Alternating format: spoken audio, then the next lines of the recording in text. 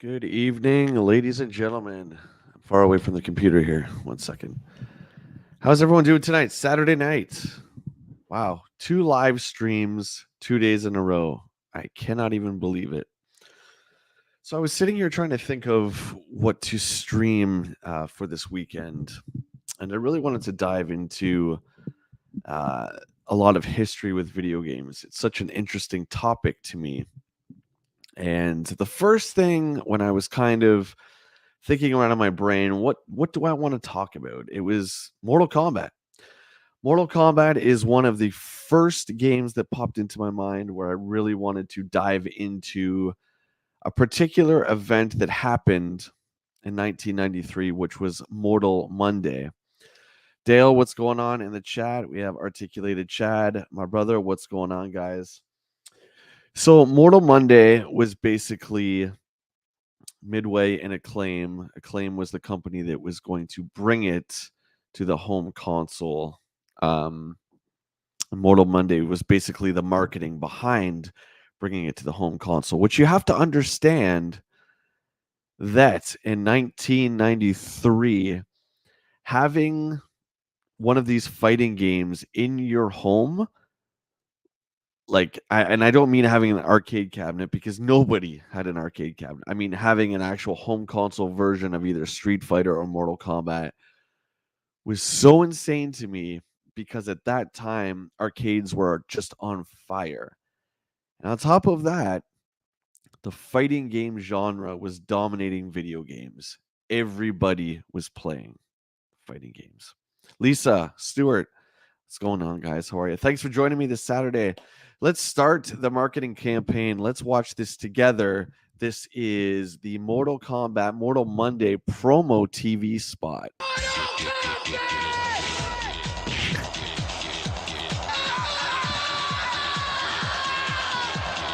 As you guys will notice as this commercial goes on, there's really not a lot to it. It kind of repeats the same thing. Get it, get it, get it. Check it out.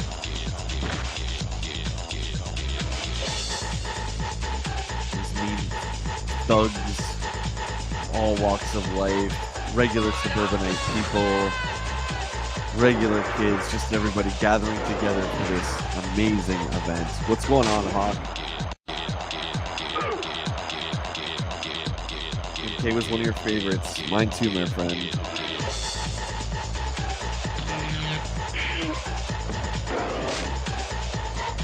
It's funny you say that. Yeah, it's loosely based off of the soundtrack that came out for the film. And I think the film was either the same year, 93, or was a year later, the first MK film. I can't remember. This song is loosely based on that.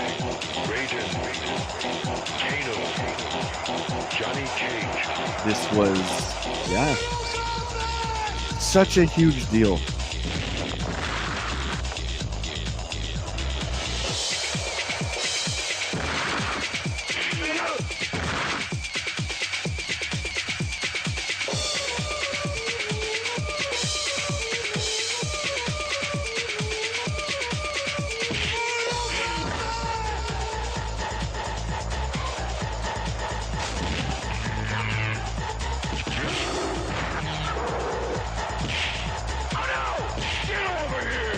Get over here.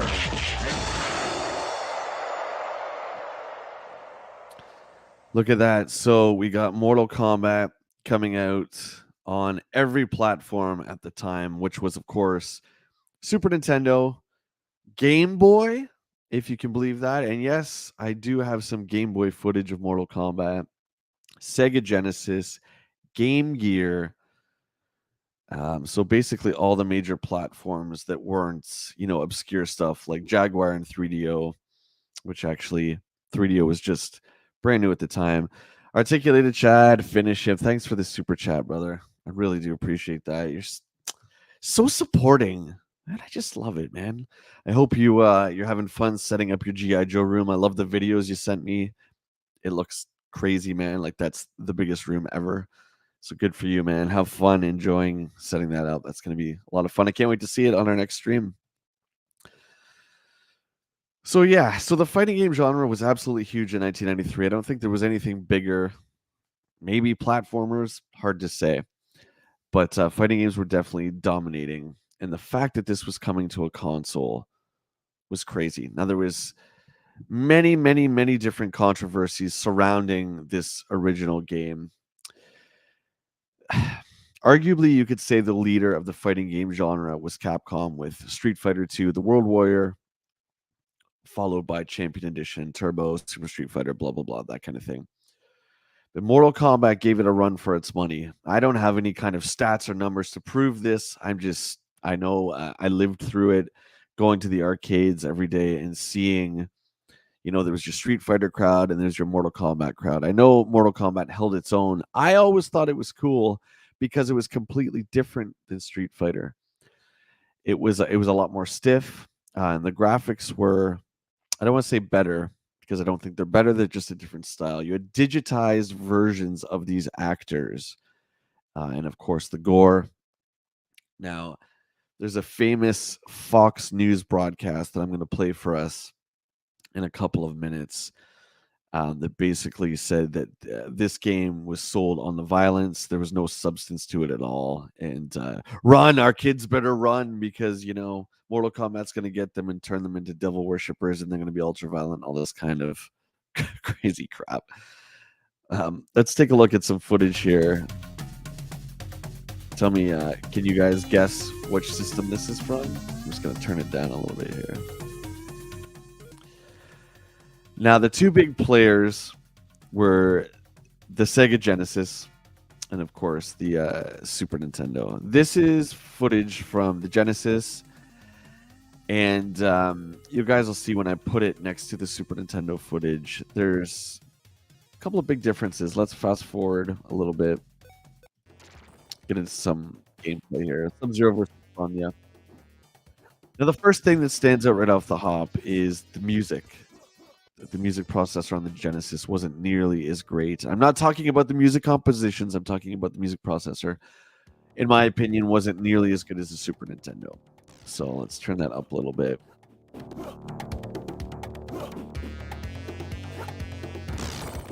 I mean, it's okay, right? But as you can see, this version has the blood, which the Super Nintendo version did not. And that was a huge, huge knock, I guess, against Nintendo. Nintendo at that time had, such a squeaky clean image. Turn this down a little bit here. Let's get some more footage. The fact that they even brought out Mortal Kombat, I remember, on any of their systems was crazy. Because of the squeaky clean image, there was no super ultra violence. There definitely wasn't any kind of blood or anything like that. So the fact that this came out at all was cool. But as you can see, the Genesis version has actually globs of blood. There was a code that you could take the blood out. And I can't remember if anyone in chat can remember. Did you have to put the code in to add the blood?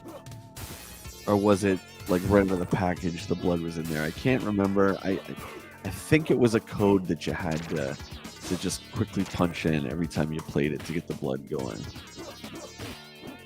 So your sprites are smaller.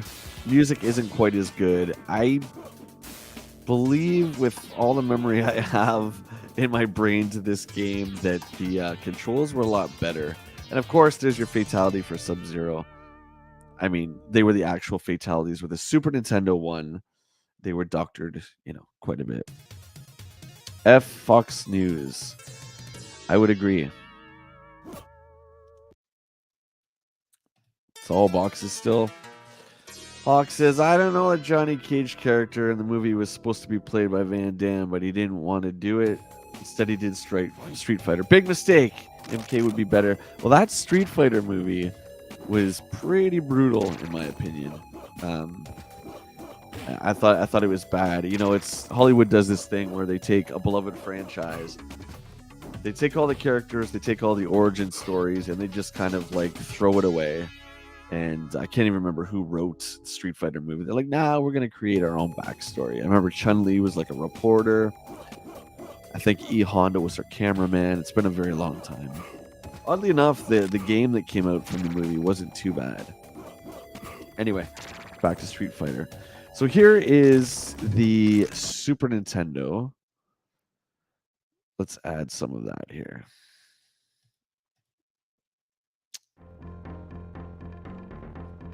And you'll be able to see right off the bat, you can hear the music is a bit better, and we can see, is what I meant, visually, the sprites are a lot bigger. Now, this is more authentic to the way the arcade looked. I just think Super Nintendo, it was just a more powerful system graphically, so it was able to produce these a little bit easier. Where Genesis seemed to play better, but the sprites were smaller. But again, there's no code for blood in this. There's absolutely no blood, and a lot of the fatalities were taken out. Even I think Johnny Cage's, crotch shot, I don't think you could do that on Sonya. Yeah, look, that's a fatality. He just kicked her in the chest. Where Cage, I think, normally punches off their heads. Dale says, originally in Mortal Kombat was supposed to be Bloodsport based on Van Damme movie. That's why Johnny Cage looked like Van Damme. Yeah.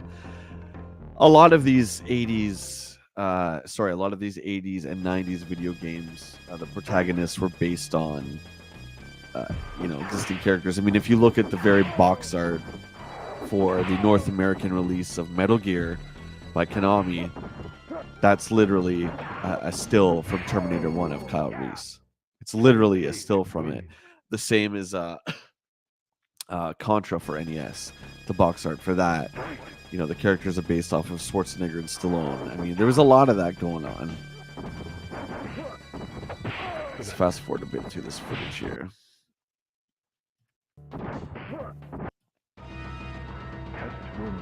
And cool stuff like this, very similar to Street Fighter, but in a different way. I think both games were great, like I said earlier, in their own right for different complete reasons. So there was even a Game Boy version, if you guys can believe that. Now, this is notoriously known as the worst version of Mortal Kombat out there. And the Game Gear one is better than this. And I'm not a huge graphics guy. Like, if the graphics are super terrible, I don't really care as long as the game plays well.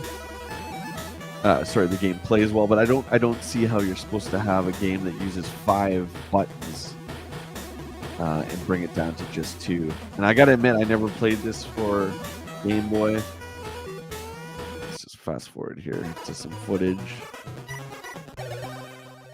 Oh my. Did any of you guys have this port? Liu Kang versus Sonya. I gotta say, I mean, it looks completely chuggy. It looks friggin' horrible. Like, the gameplay. The graphics, they're not that bad.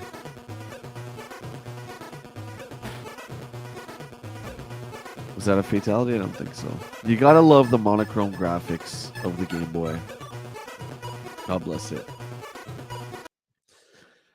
Okay, so let's take a look at some more promos for Mortal Monday.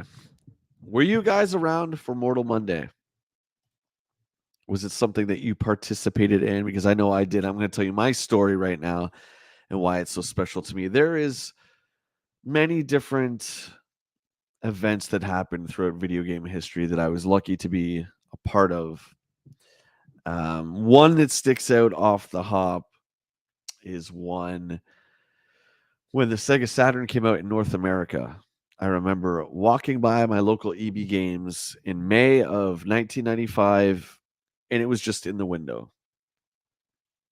Sega just brought it out. It was absolutely insane to me that, they kept it that much of a secret as far as release dates go, and then it just came out. That was one that sticks in my mind.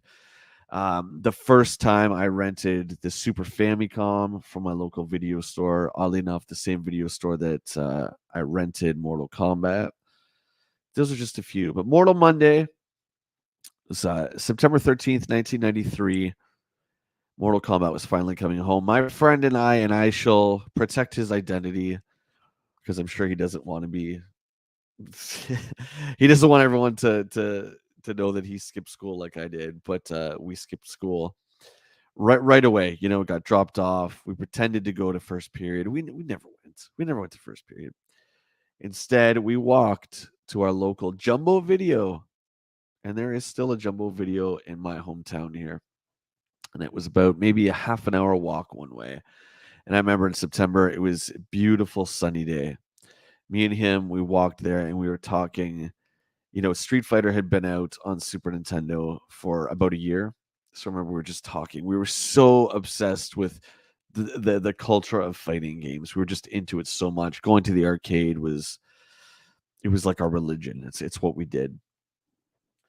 So we're walking to the Jumbo Video and just talking about how crazy it's going to be to be able to practice fatalities, much like we would get to practice the moves in Street Fighter. We now get to practice our fatalities from our very own home. How crazy is that? So we go to Jumbo Video, and he just had a Genesis, and I had the Genesis and the Super Nintendo, thanks to my lovely mom. And so he got it on Genesis, I got it on Super Nintendo. That way we could, talk on the phone that night and compare, or even, talk about it the next day at school if we decided to go, which I don't think we did. I think we skipped to play Mortal Kombat. So we got it from Jumbo Video, and I remember not buying it right away. We both rented it. We went there right away early in the morning to ensure that we had ourselves a copy. And I remember there was nobody there. I don't know what we expected, but this thing was hyped up so much that I think we thought it was going to be like Beatles tickets or Pearl Jam tickets, where it's like there's going to be lineups out the doors. We're not going to be able to get it. But it was just him and I early in the morning. And I know we walked in there, we got looks like, hey, why aren't you guys in school? They didn't say that, of course, but they were thinking it. Got our copies home, and I remember hearing the whispers that there was no blood in the Nintendo version, but that the sprites were bigger and blah, blah, blah, that kind of thing. So sure enough, I popped it into my Super Nintendo, and there was no blood. And I got to be honest, it didn't bother me. Instead, there was like clear colored. I guess it was supposed to be sweat instead of the blood splotches. It didn't really bother me. But what did bother me was the fatalities, and how I think a couple of them were the same. I think Scorpion's was the same. But most of them were changed or altered. I remember Kano just went into the chest, and that was it. It was just like a punch through the chest, and that was kind of it. That really bothered me because that was really over censoring it. And I remember that was, one decision that I wasn't on Nintendo's side with. Let's get to some comments here. I'm surprised there was a Game Boy version. Well, there was also a Game Gear version. I don't have footage for the Game Gear, Hawk, but there was. This thing was on everything. This event was absolutely huge. You were born in 1991, so you would have been 2 or 3, whatever, my math sucks. 2, 3. Yeah, you would have been a little too young. So, hey, I get to be your video game history professor, whatever you want to call it. The old guy that was there. Hey, Chris, what's going on, man? Thanks for saying hi. Hello to you. I hope you're having a great Saturday night. Dale says, I only saw the Game Boy version of Mortal Kombat from the review. The Angry Video Game Nerd, I think. Yeah, James Rolfe. Yeah, he made a really great Mortal Kombat video, I think, a couple years ago. And he played through all of them to find out what the actual best version of Mortal Kombat was. But there is a darker side to this. Now, us as kids, we're all excited. Mortal Kombat is coming out. Can't afford to buy it. That's okay. We scrounged up enough money or saved our lunch money up enough to rent it. I can't believe at 15 or 16 years old we were allowed to rent video games, but it was a much different time. But parents, that was a different story. They were really, really freaking out about all this stuff. They were scared that Mortal Kombat was going to corrupt our minds, much like Black Sabbath and the devil's music. Mortal Kombat was essentially the devil's video game. Now, there's this great, I use the term, I'm just messing around here. There's this Fox News clip that we're going to watch together here. And just carefully listen to it and how absolutely ridiculous the adults of the time sounded. Fantasy martial arts game that some parents think is just too violent for their kids. Carol Lynn joins us live now from Northridge with more on that story. Carol? Here it is, Bob, behind me. It's called What's up, Mortal Matt? Kombat. And we're going to talk to Aaron Brandis here about the game. Aaron, how does it work? Well, basically, you pick a couple characters, you do maneuvers on the joystick, some buttons, you do moves, and then what are you trying to get to? Fatality? Nah, there's a master guy you got to beat at the end. Fatalities are just what happens if you're really brutal to your opponent. You get an opponent, you can rip off his head or something like that. Sounds like a pretty thrilling game, and this is the kind of violence that critics are pretty worried about. Critics are worried about violence. Cold-blooded murder is making Mortal Kombat the most popular video game in history. Kids relish their victory and their bloody choice. Should they pull out their opponent's heart, or simply rip his head off just to see his spinal cord dangle in a pool of blood? How do you feel about cutting his head off? After a $10 million advertisement. Is he like, look, I'm just gonna pause the news report for a second. Like the kids don't even care. And what I mean when I say that is, they're not bothered by it. Like they know that it's fake. They can think for themselves. And I think one of the big draws of this game, why it was so different from Street Fighter, because it's fantasy violence. I mean, I remember playing it, and I didn't become violent. I didn't think, oh, when I'm gonna get I'm gonna get into a fight, and I'm gonna pull out somebody's spinal cord. It's just ridiculous. But let's continue with the news report. Campaign Mortal Kombat, debuting in home video today, is expected to sell 2 million copies at $50 a pop. A horrifying possibility for parents who can't believe the game makers are fantasizing about decapitation and murder. I don't think I'll have this at home, no. You don't think so? A little bit you too look violent. a little startled. Yeah, it's a little too violent, I think. That's pretty bad. That's just plain gross. Jackie, come on. Technology allows digitized video of real martial arts actors, making the action look real and not as cartoony.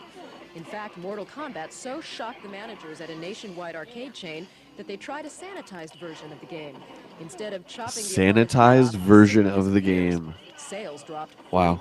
They came up and said, what'd you do to the game? It's no fun anymore. Kids are saying chill out to worried parents. I think TV personally influences more than a video game. A video game is a video game. The bottom line, parents wonder if kids can separate fantasy from the real thing. Wait until they get out in a situation where they're fighting, and then they'll think about this and try to make it real.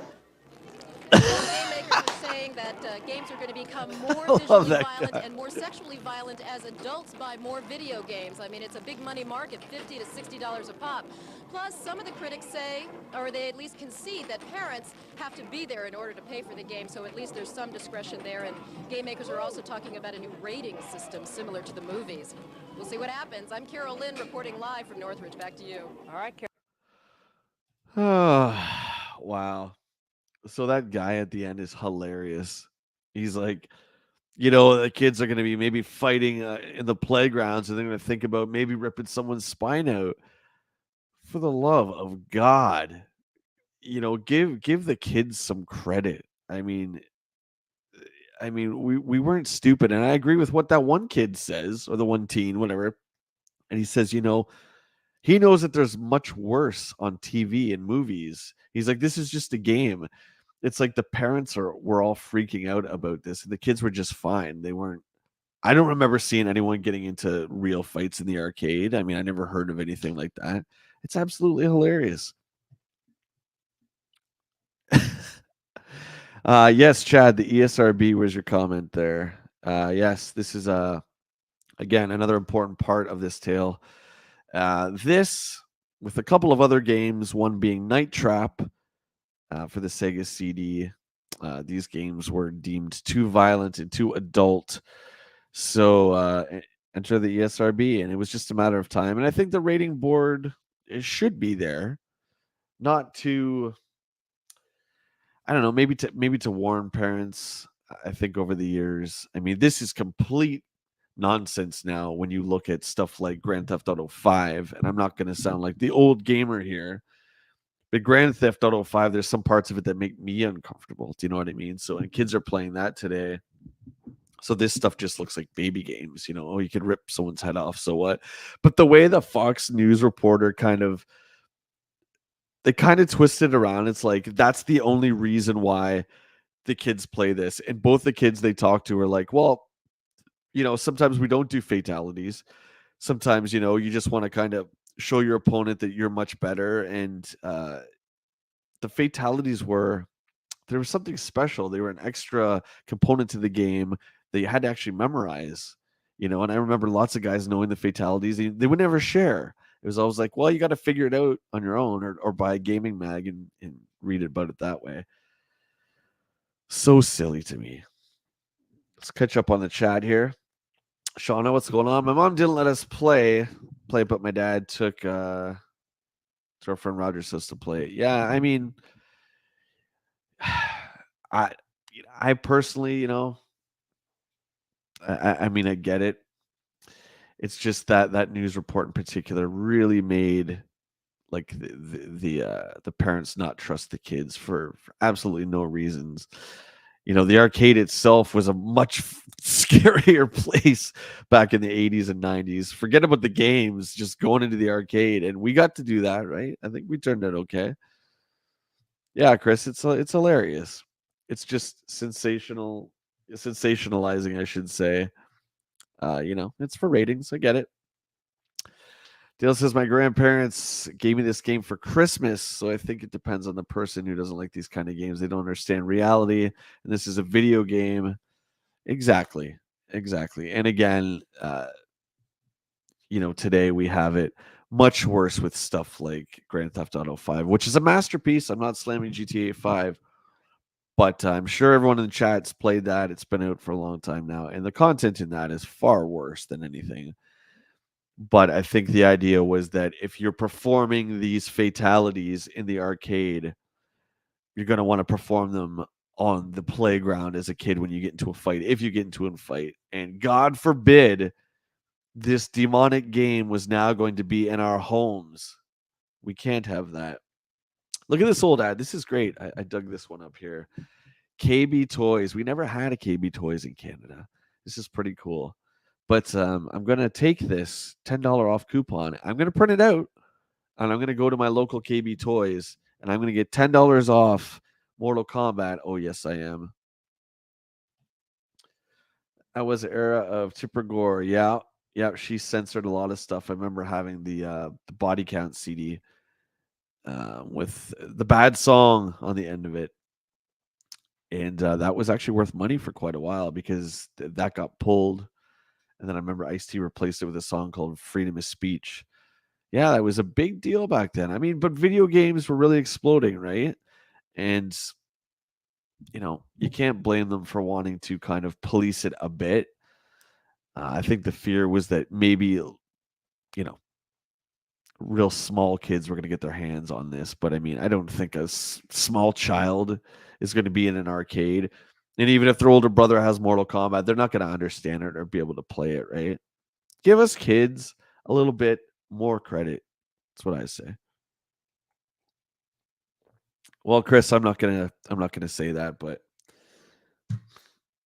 yeah, was that was the song title? Okay, yeah, I thought it was called Freedom of Speech, but I think he says Freedom of Speech in there somewhere. So that was Mortal Monday. Did you guys like it? I think this was a really awesome discussion. I'm going to try and do more of these. I like doing these little snippets of video game history, and I'm very lucky to have lived through this. So I have most of the memories intact about this time. That's going to be it for tonight. Just a short little stream. I want to thank all you guys. If you haven't subbed yet, please do so. Hit the thumbs up. Really appreciate your support, guys. We're going to end it tonight with the Mortal Kombat Mortal Monday trailer. I appreciate you guys, okay? Have a good night, and I'll be streaming, game streaming tomorrow, so check me out then as well. And thanks a lot, guys. As always, take care.